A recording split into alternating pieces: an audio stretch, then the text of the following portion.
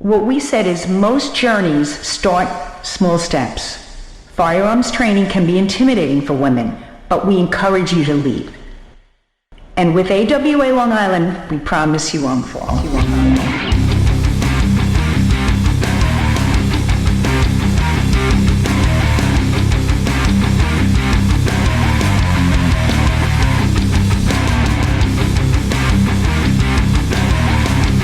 Something like this is really good to let women know, hey, this is how you get involved. This is where they are. This is who you're looking for.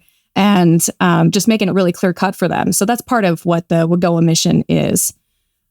So you mentioned a whole bunch of self-defense shoot houses and cowboy recreational competition shoots, which sounds so fun, but I have no idea what you mean. Can you tell me what a self-defense shoot house is first?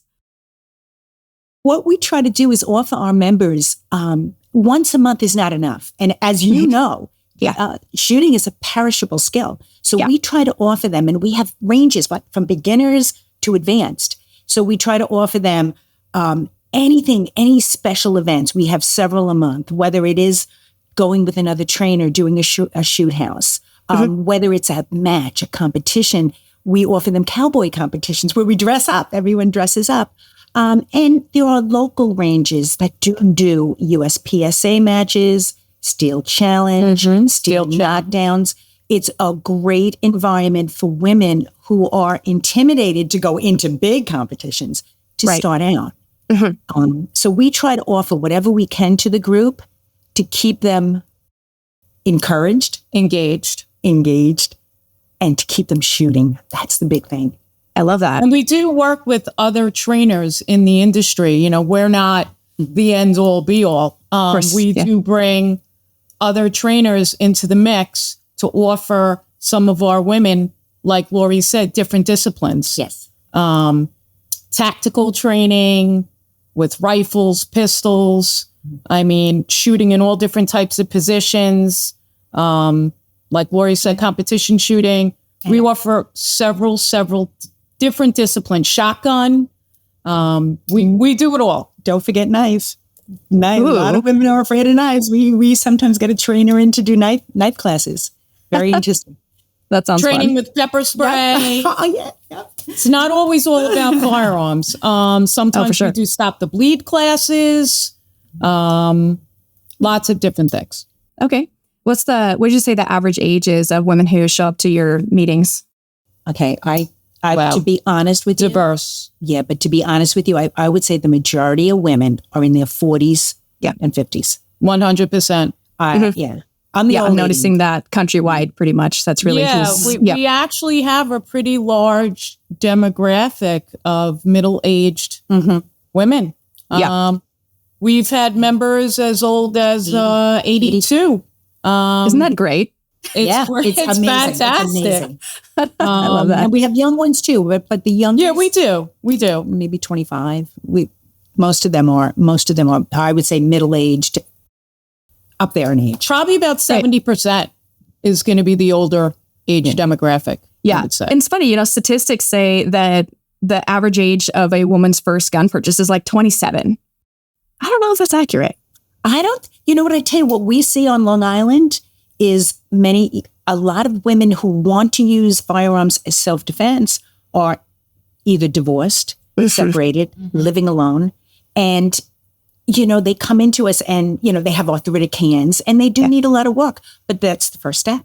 They're coming to us. Yeah. Well, and that's probably the scariest step too, right? Getting in there and actually doing that hard, stressful thing. And then at the end of it, you feel like such a badass. It's so empowering, right? And yeah, exactly.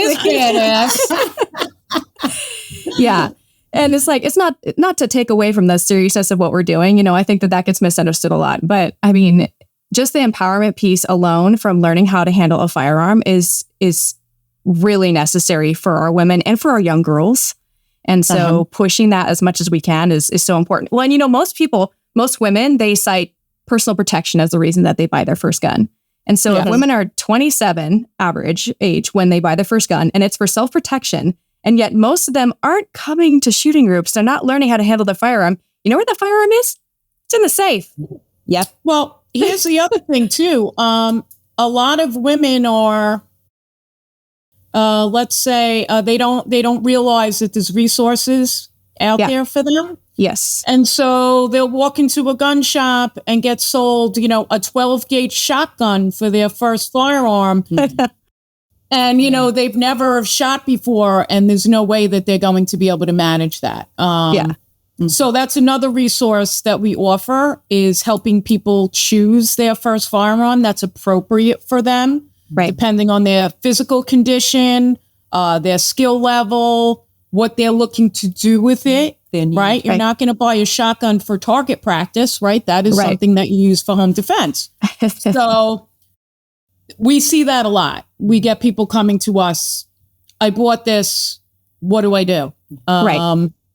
What we also like to do is we want to give them an environment that's non-threatening, but we don't know their skill level when they first join. So we go out with them personally. We'll go out just to have them feel comfortable.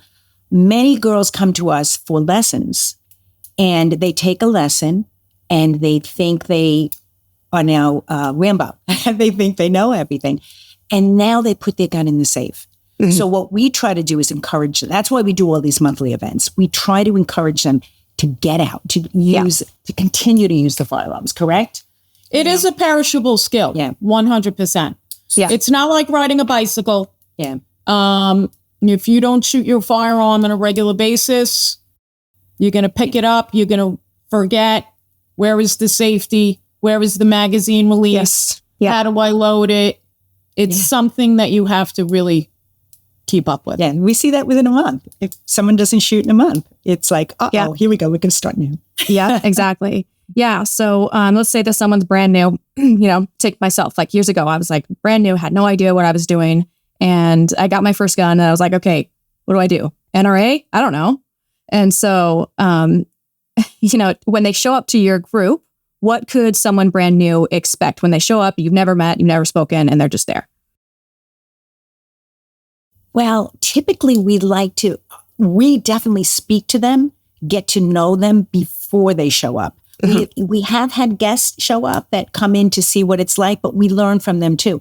If they do join us, we do like to, like I said, maybe take them to the range at least once to see where their skill level is. We have people that, I hate to use examples specifically, but one woman comes in, she's been shooting for 30 years. She has been shooting for 30 years, but her skills were so off that she could not grip a gun properly. Now we're trying to retrain her to grip proper.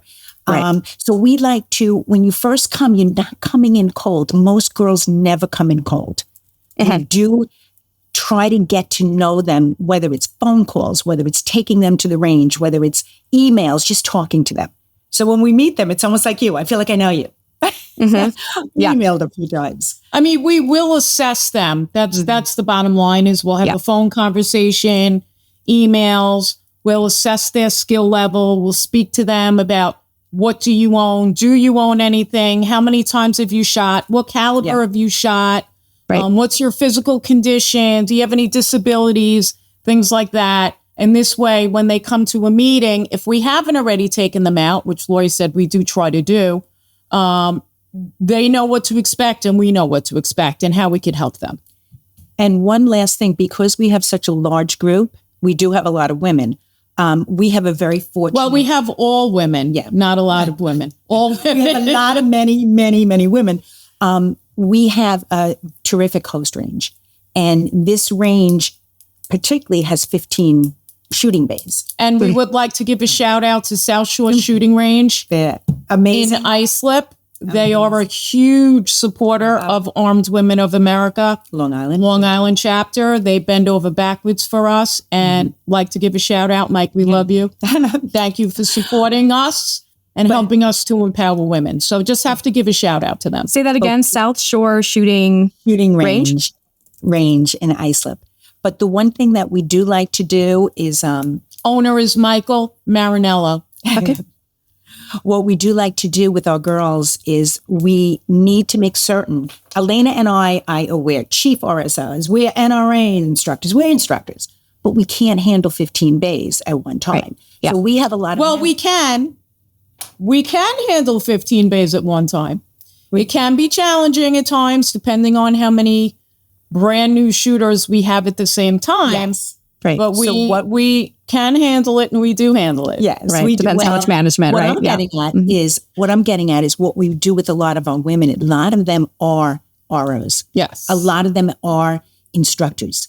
So we support them to go on. Like sometimes you don't have to take an instructor course. You don't have to be an instructor, but it does train you. So a lot of our members move up and they step up to the plate, which these are our longtime members, which I think is terrific. Yeah. So like Elena's right. Can we handle it? If we can't, we'll cut the bays down to 10. We will do whatever is safe. It's all about safety. Yes. That's the priority. Yeah. So if we have 10 new shooters and we don't have the ROs and the instructors all working together with us, what we do is put them on one lane and we work with them individually. Yeah, perfect. And so do you always use the same range? We do have different ranges, but our main host range for our monthly meetings is South Shore. Yes. Okay. Is that the one you want? That's where we have our monthly meets. Yes. But we do use other ranges.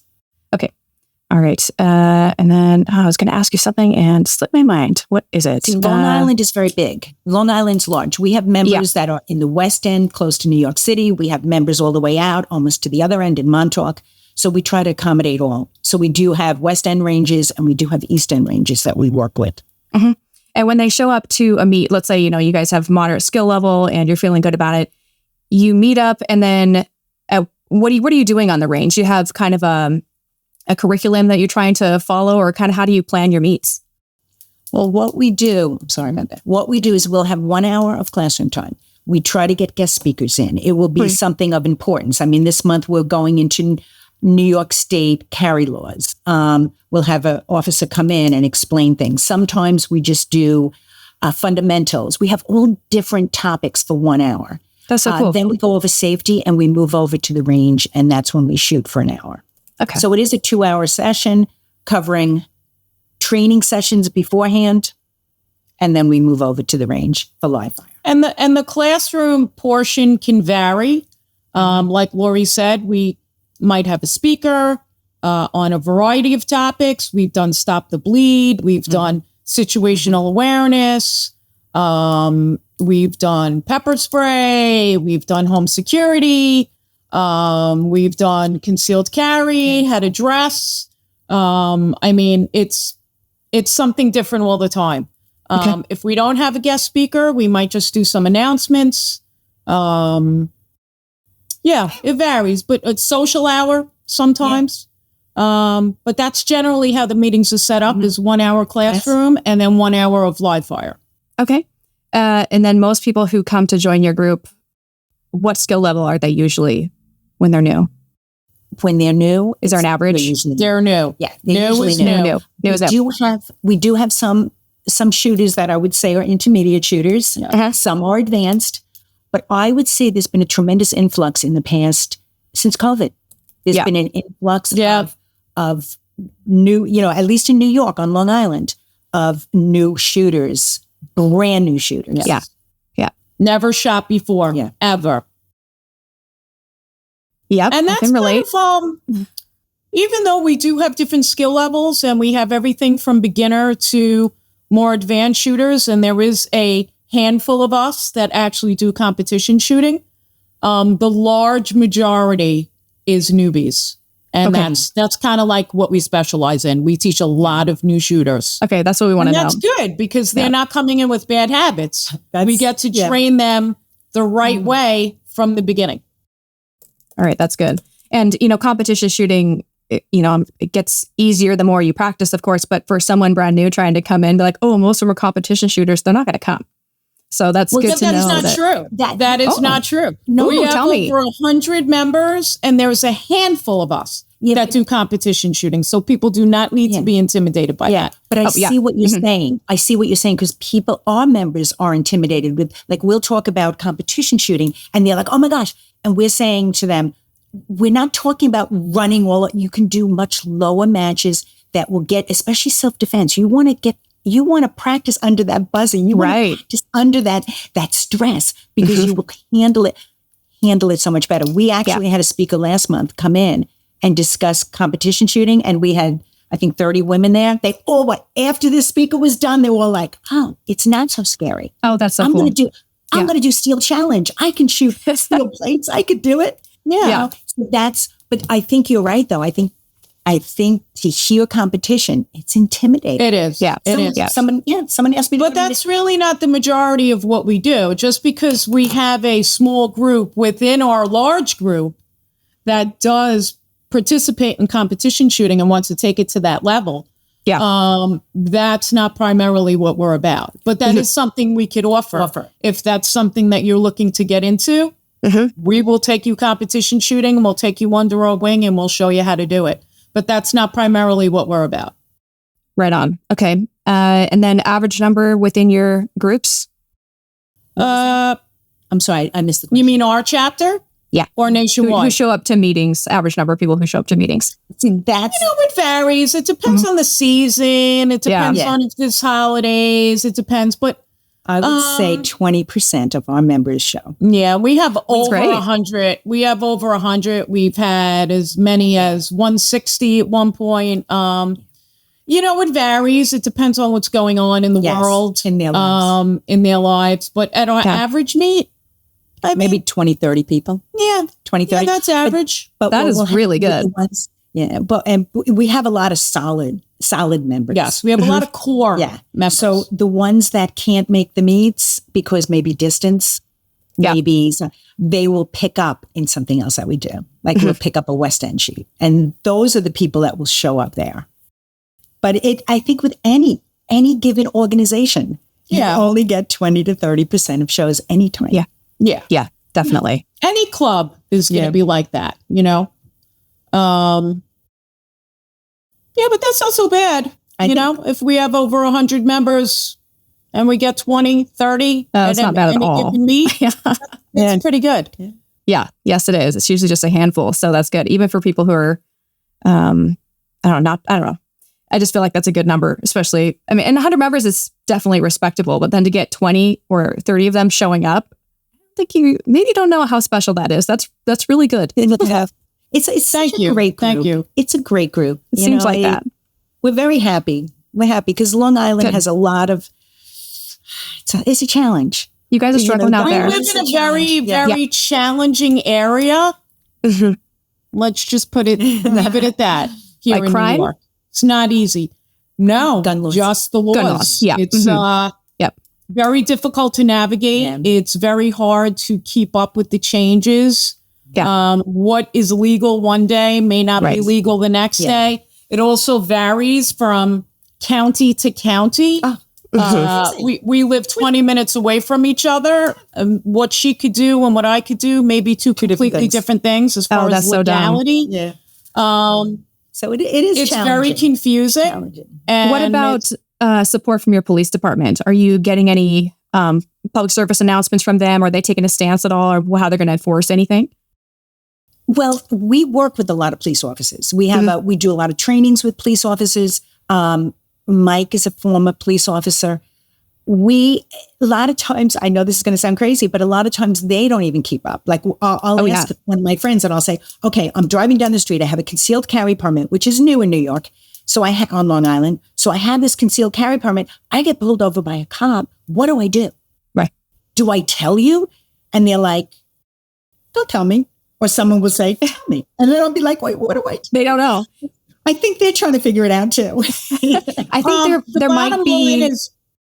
Well, there might be a duty to inform in some states, but that's not where I live. You don't have to do that. And it sounds like probably not where you guys live either. Well, you know what? What I would suggest is whether you are in the Suffolk County of New York or in the Nassau County of New York, right?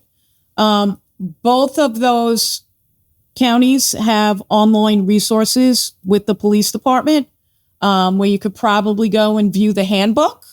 Yeah. And in that handbook is going to tell you what you're supposed to do. So we're certainly not attorneys and we're not police officers. So, we have to be careful with what we say about that. Of course. But I would encourage someone to read the handbook that's associated with your county, and whatever it says in there, that's what you should do.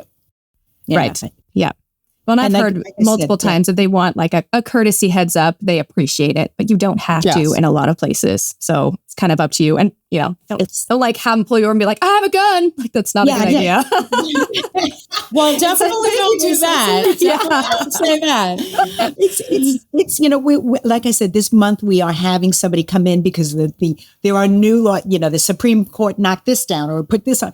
Right. So we are having someone speak to us, and I'm certain by the 7th, it will change 2 weeks later. So it's very hard. Yeah, it's very fluid here. A lot of court cases and challenges.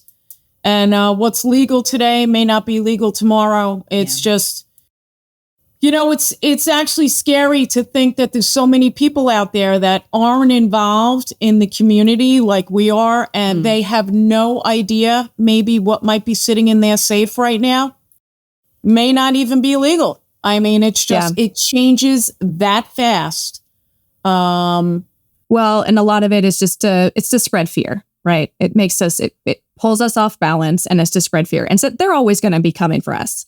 They're always going to be hunting us. This is not going to stop. It's been like this since the beginning of America, right? And so this isn't going to stop. And so what they're doing is to make sure that everyone's really scared, and they want to discourage new shooters, discourage new people from buying guns. I've had women be like, is it even worth it to get a concealed carry permit? I'm like, yes, it is.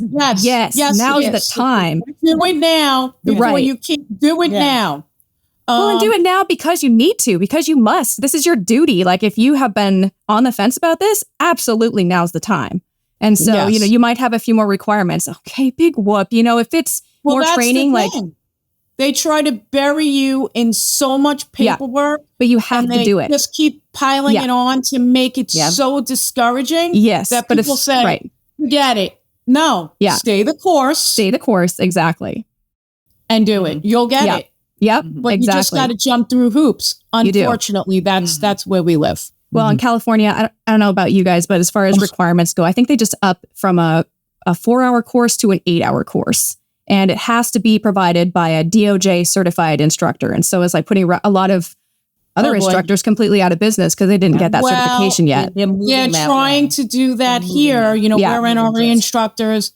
They're trying to make it so NRA certifications don't mean anything, and that they're kind of trying to go the same route, like you just said, with the DOJ. Well, and if you see something coming your way, just look at California and protect yourself based on what they're doing, because they're leading the charge on this. They one-up each other. Everybody tries to one-up each other. Yeah.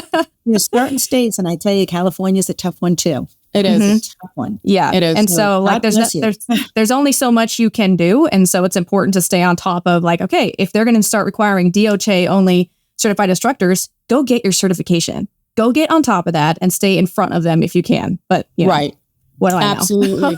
Yep. Yeah. Great. But we have in New York, we have like a 16-hour course, but ours is 16. It's costly. And the very expensive. Yeah, it's very costly, and the qualification is crazy. Is it difficult? No. No, that's what's so ridiculous about it. It's this giant target that is the size of a person, and you're at how many yards? Maybe 5 yards, if even. But the thing is, it's just crazy. Yeah, so it's crazy for someone who's so strict, right? Well, and the things that's so funny. It's like, okay, well, who are you worried about? Are we having so many accidental discharges that we have to enforce this? No. Are you having good law-abiding citizens committing crimes? No, absolutely not. What is all this other than to spread fear and to just make it harder for us to arm ourselves? Yes. Well, that's what I agree with you there. It's spreading fear. Yeah. Yeah.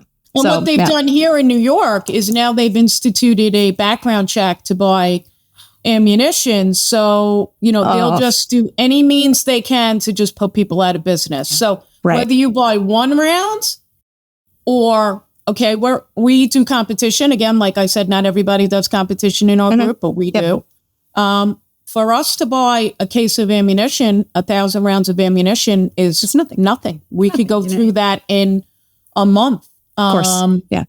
And so whether you buy 1 round or you buy a case or you buy 5 cases, you have to go through a background check every single time you buy even 1 round of ammunition. Every time you make a purchase, or is it once a month? So it doesn't matter if you buy one box, which is like 50 rounds of 9mm, or you buy a case, you have to go through a background check. And they switched it over to the New York State Police now. So it's madness. Takes a long time. I was going to say, there must be a delay then. Yeah. Yes. So now there's delays. But you know what? In spite of everything, and they're keeping a database, we believe, because why else would they need all your information? Sounds like you need a shipping address out of state. So, I mean, these... these not going to advocate for that. Yes. We have to be careful, right? But I hear what you're saying. We, in spite of everything that we're doing, I have to say, we are still getting women joining. And absolutely. They are making these obstacles, but there are still people that are finding a way, and they're doing it. And that's what we're doing. You know, we're finding a way. We're doing it. I have to admit, we're doing a lot more dry fire than I've ever done in my life, because it's a lot cheaper than the ammo and going through everything. But I think it's pretty good that we have the amount of women that we have. I'm impressed. It's because of you. Because you're here offering this. It's because you have put in your time, and you're so charismatic, both of you. Just this is great. I can see why women are coming and why they're staying. And thank you. Don't be scared. Like, stay where you're at. Do what you're doing. This is such a needed, not just service, but it's a sisterhood. And so without 100%, who's going to step in and do that? You must. Yes, beautiful. We've been doing this since 2015. 2015, we were the first women's group on Long Island. And, I'd like to think that we're the most supported, professional. We do it because we love it. Yeah. We don't get paid for this. We do it because we love it. We have a passion for it. And we want to empower women to do the same and bring them into the fold. Yeah. Same here. Definitely. Need to be able to protect themselves. Yeah.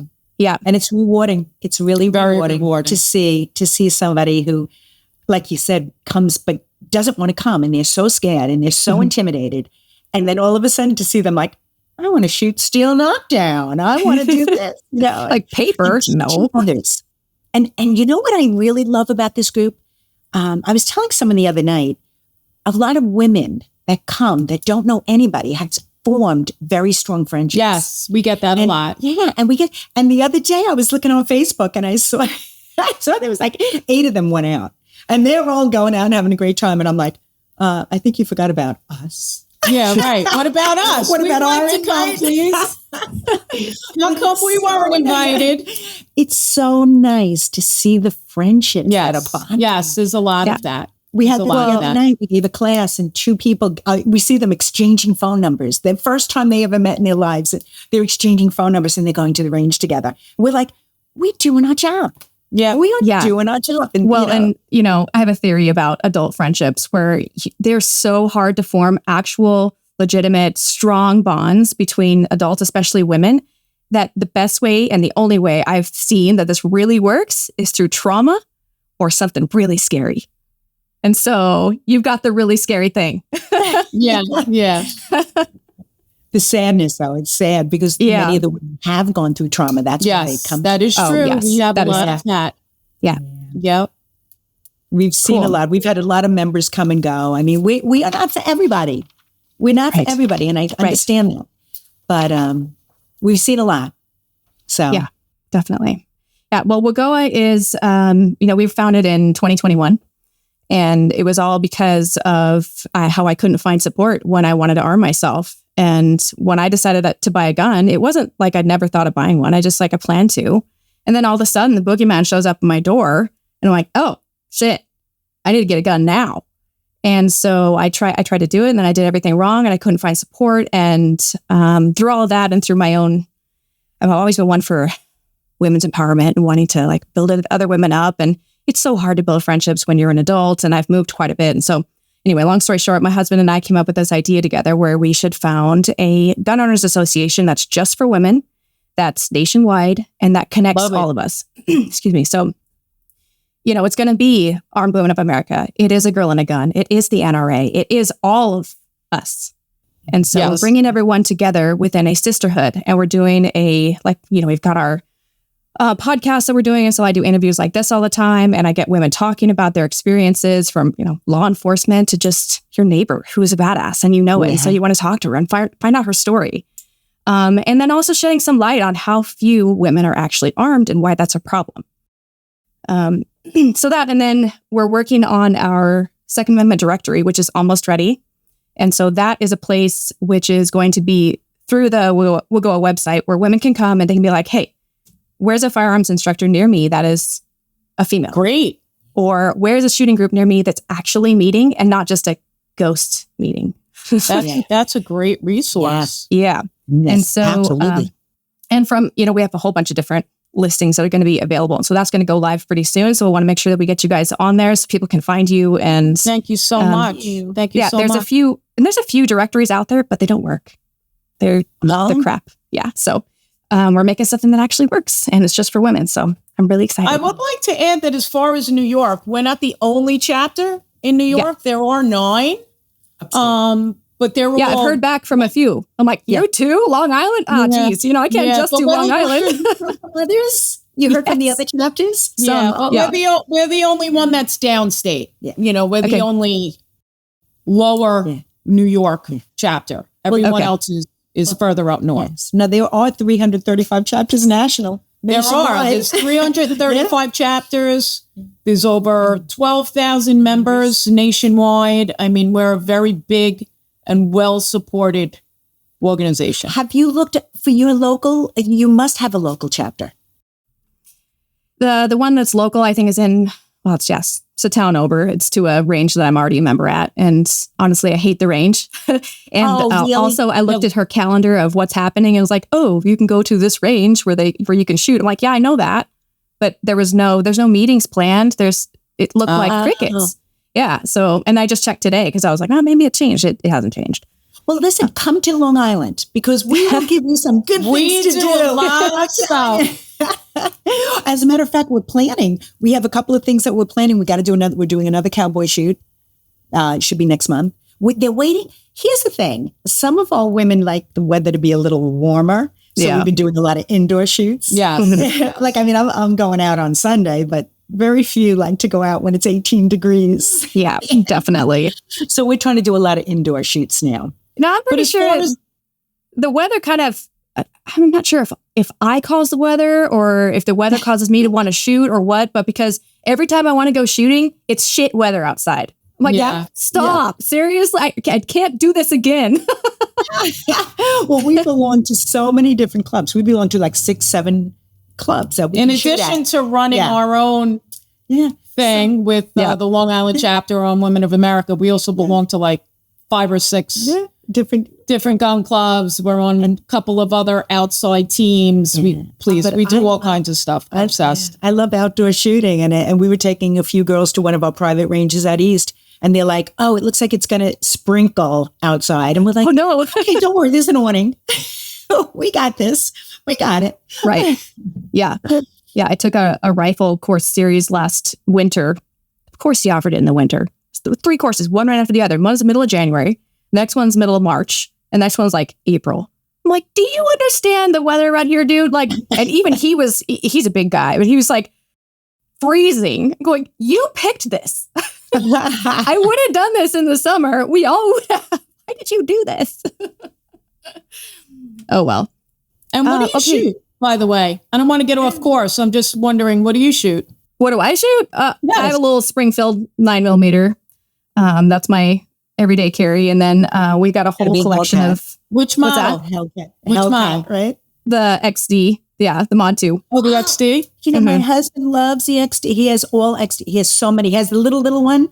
But it's chunky. Yeah. Yeah, it's okay. It's okay. Yeah. It's a good gun. Okay, we'll talk about guns for hours. We better. I know. Yeah, we got a whole bunch of ARs when they started putting restrictions on who could buy an AR and like all that stuff. So we got a collection, but my favorite. It's a good time. Okay, so let's see. For information for when I put this out into the newsletter, I just need some real basic stuff. So let's say someone's trying to get involved. Where do they go to? Do they register first? And then who do they talk to? Who do they email? Can you give me a sequence of events? Okay, what typically happens is they go to the armedwomen.org site. Then they sign up. They'll register right there. They have to go to find a chapter. Yes, find a chapter. They'll go to Long Island chapter. We are notified through email. We contact them at that point. So they will join through the national site. They get back in touch with us. We contact them. We usually set up a meet, or we get to know each other a little bit, whether it's a phone call or an email, find out their level. And then we take it from there. They are entered into an emailing list that we send out email. We have a very private Facebook. Sorry about that. We have a very private Facebook account that we all talk. We give information. We share jokes. We share a lot on it. So basically, that's the way you would join. Okay. That's how you start. All right. And then what's the fee for the range that you guys use usually? $15, which on Long Island is terrific because it's a $30 an hour fee to shoot, but he discounts it to $15, and that's including the classroom. So that's a 2-hour fee. And that's if you're $15 for 2 hours. At a meeting. Yes. That's at a meeting. Yes. Those rates might not apply on other times as individuals, but if you're at a chapter meeting, we do have a perk with that because he's also that's really reasonable. That's good. It's very reasonable. All right. Let's see. Anything else I need to know? The $75 a year fee that's paid to national.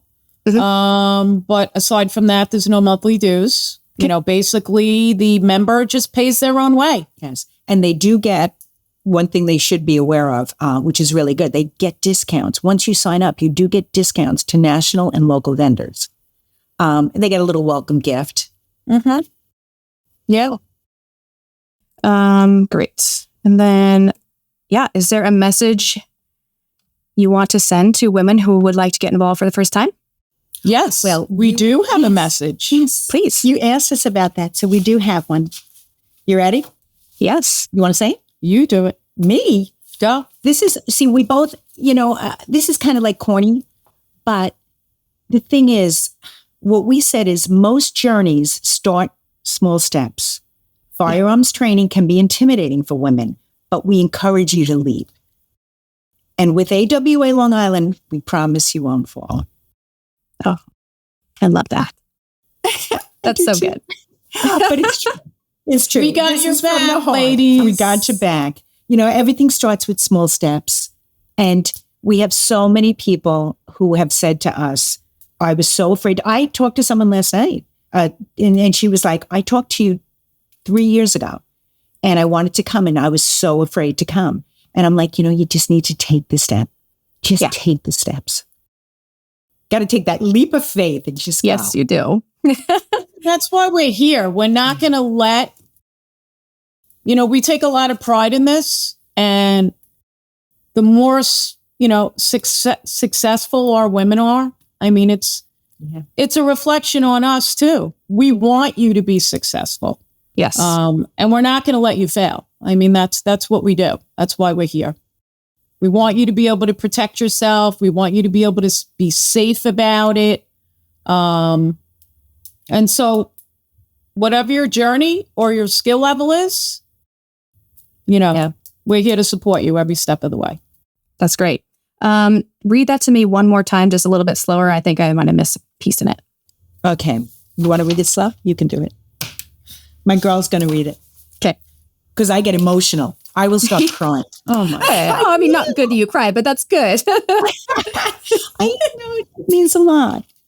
All right. So we'll say this again. So this is our statement to all you wonderful ladies that may be afraid to get started. Most journeys start with small steps. Firearms training can be intimidating for women, but we encourage you to leap. With Armed Women of America, Long Island, we promise you won't fall. So you need to come over to us. You need to come to Long Island and join us. You will not be disappointed. I'm sure that a visit to Long Island is in the future. Yeah. What we do sometimes, what we do is we'll go to ranges and we'll actually bring a videographer, and he'll film the day. And so this could be that's great. Cool. Yeah, That is really great. We just had a training session like 2 months ago with Rob, and they had somebody video. And I said, can I see this? I want to make sure our girls are looking really good. But well, yeah, everyone wants to do a little work before being on camera. We, you know, put on lipstick. You got a lipstick on. Got to put on that lipstick. Yeah, I tell you, it's the lipstick and the eyeliner. You'll get it. Oh yeah, gotta get. Yeah, we're doing what's my husband's event in New York City in, I believe, last week of August into the first couple days of September, and so we'll already be out there. I mean, we might have to plan a visit. Oh, look us up. Seriously, look us up because it'll be an experience. You got to see how the entire of the coast operates. It'll be fun. Yeah, definitely. Well, and also if you do have enough women showing up, that could be really inspiring for other women who are like, okay, you know, it's just a couple women that come. It's like you feel like a minority when you don't need to feel that way. Yeah.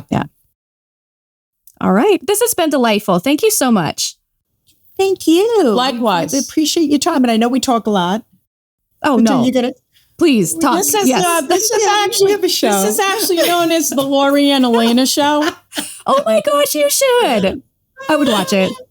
Yes. I'm like Faya. She's a little slower, and we're night and day, but yin and yang. But man, we've been together a long time, right? This is my gun wife, by the way.